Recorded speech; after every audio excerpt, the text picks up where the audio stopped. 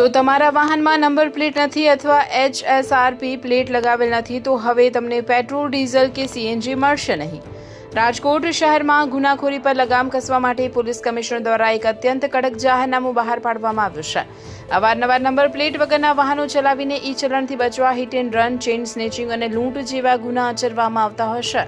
આ પ્રકારના બનાવો અટકાવવા માટે હવે પોલીસ તંત્ર એક્શન મોડમાં આવ્યું છે। તમામ પેટ્રોલ પંપ માલિકોએ 4x3 ફૂટનું બોર્ડ લગાવીને ગુજરાતી, હિન્દી અને અંગ્રેજી ભાષામાં નંબર પ્લેટ નહીં તો ઈંધણ નહીંનું લખાણ પ્રદર્શિત કરવું ફરજિયાત રહેશે। પેટ્રોલ પંપ સંચાલકોએ એવા કેમેરા ગોઠવવાના રહેશે જેમાં વાહનની નંબર પ્લેટ અને વાહન ચાલકનો ચહેરો સ્પષ્ટ રીતે કેપ્ચર થાય। એટલું જ નહીં, આ તમામ CCTV ફૂટેજ 30 દિવસ સુધી સાચવી રાખવાના રહેશે। રાજકોટ પોલીસનું આ કડક જાહેરનામું 17 ઓગસ્ટ 2026 થી 15 ઓક્ટોબર 2026 એટલે કે કુલ 60 દિવસ માટે અમલી બનશે।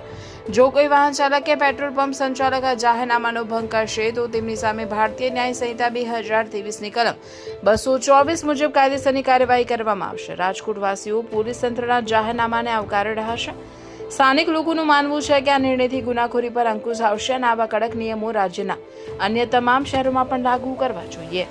અત્યારથી 10 થી 15 જગ્યા નંબર પ્લેટ, જે ફેન્સી નંબર પ્લેટ છે, જે નંબર પ્લેટ હોતી નથી, એવા લોકો અત્યારે 10 થી 15 જણા વયા ગયા છે અને ગઈકાલથી જે જાહેરનામું બહાર પાડ્યું છે એનો અમે નિયમનો ઉપયોગ કરી અને જે રૂલ છે રૂલ આપીએ છીએ।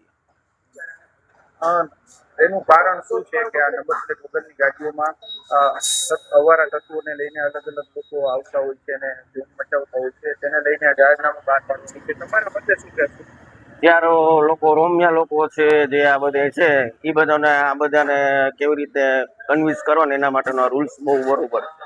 એ સારી બાબત કહેવાય આવડા માટે, જેથી કરીને ક્રાઇમે રોકી શકાય છે અને કમિશનરના જે આ સૂચન કર્યું એનું સરકાર અને આમ જનતા પબ્લિક પણ પાલન કરવું જોઈએ, જેથી કરીને ક્રાઇમનો સ્કેલ ઓછો થાય। પોલીસના અમુક વાહનોમાં નંબર પ્લેટ નથી હોતી તો શું નિયમ લાગુ કરવો જોઈએ? નિયમ લાગુ કરવો જ જોઈએ, જેથી કરીને આવારા તત્વો છે, જે ગુનાઓ થાય છે એને પણ માપદંડ મળશે।